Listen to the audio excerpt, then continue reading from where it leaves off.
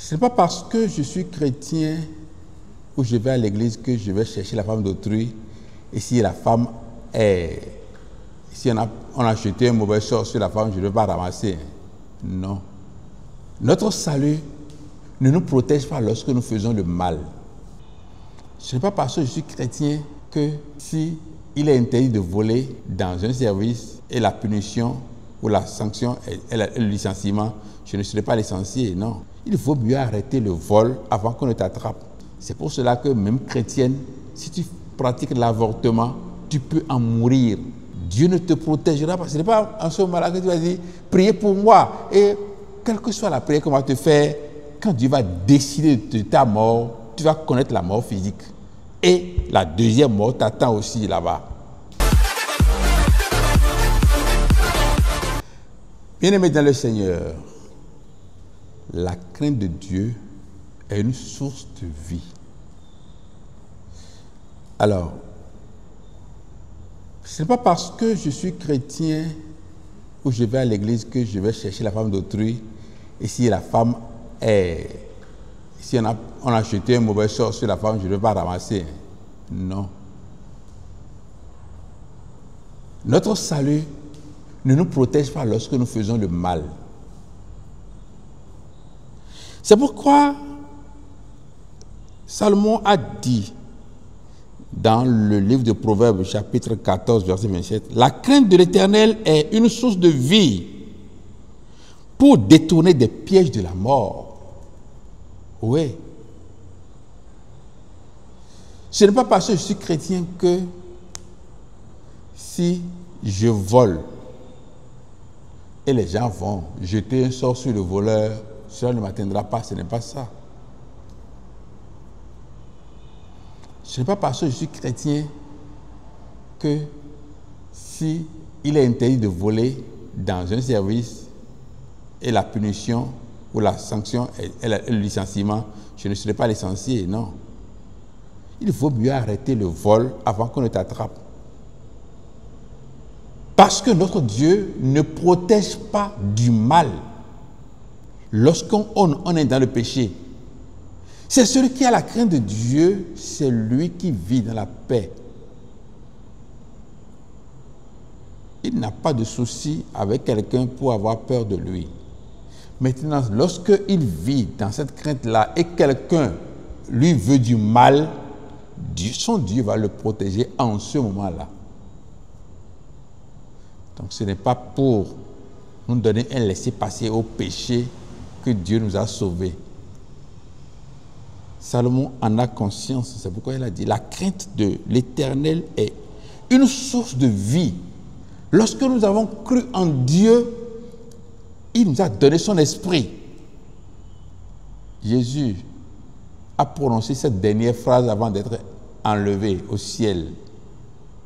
Il a dit, vous recevrez la puissance, le Saint-Esprit survenant sur vous, vous serez mes témoins en Judée, et en Samarie, à Jérusalem et jusqu'aux extrémités de la terre. Nous serons ces témoins en faisant le bien. Nous serons ces témoins dans le bien, dans le bon. Mais lorsque nous commettons le mal, s'il y a une mort qui est liée au mal que nous avons commis, nous allons subir cette mort-là. C'est pour cela que même chrétienne, si tu pratiques l'avortement, tu peux en mourir.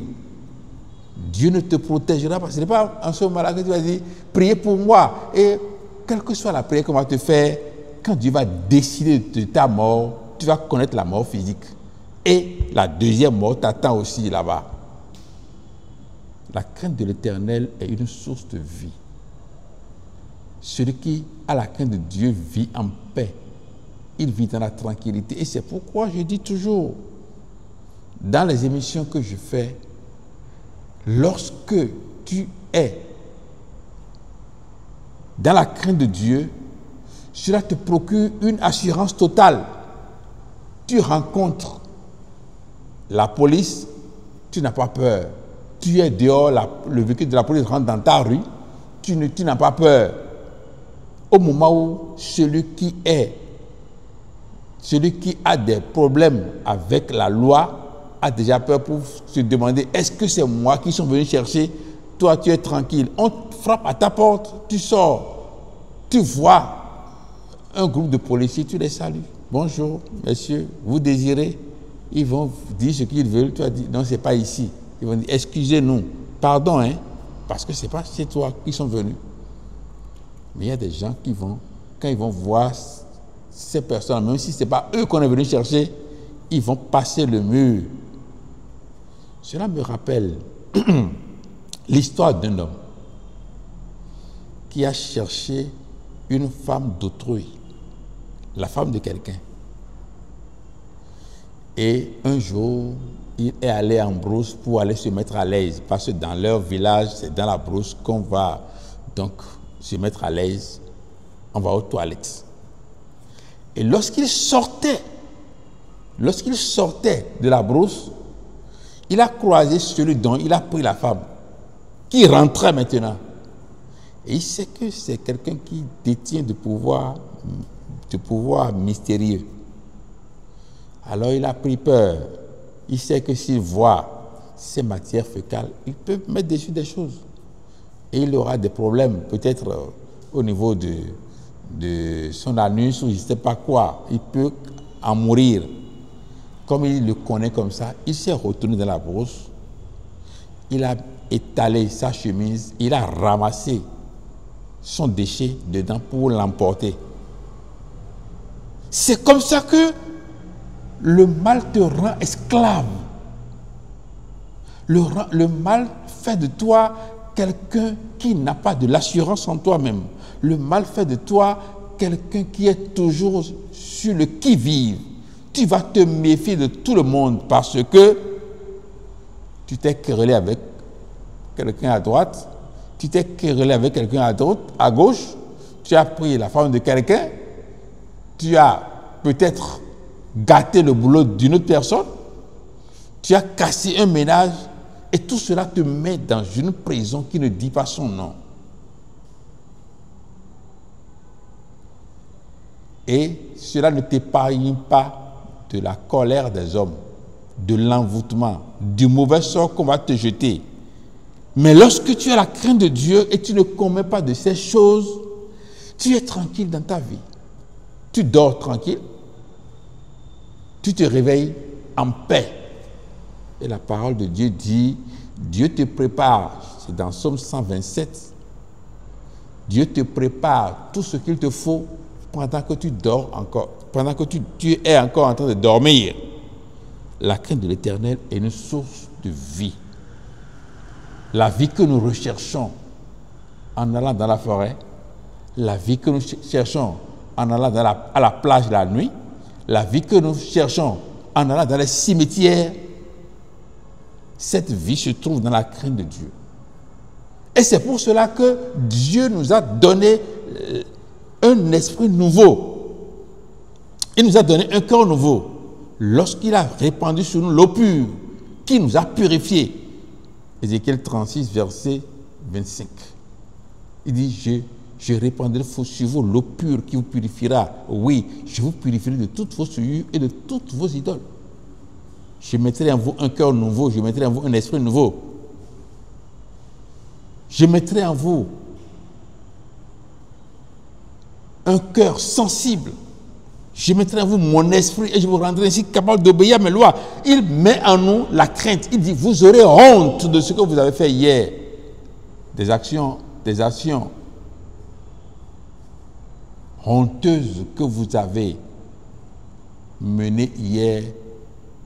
Vous les en aurez en horreur. Désormais, la crainte de Dieu nous donne la vie pour nous détourner des pièges de la mort. Parce que la puissance de la mort, c'est le péché. La puissance de la maladie, c'est le péché.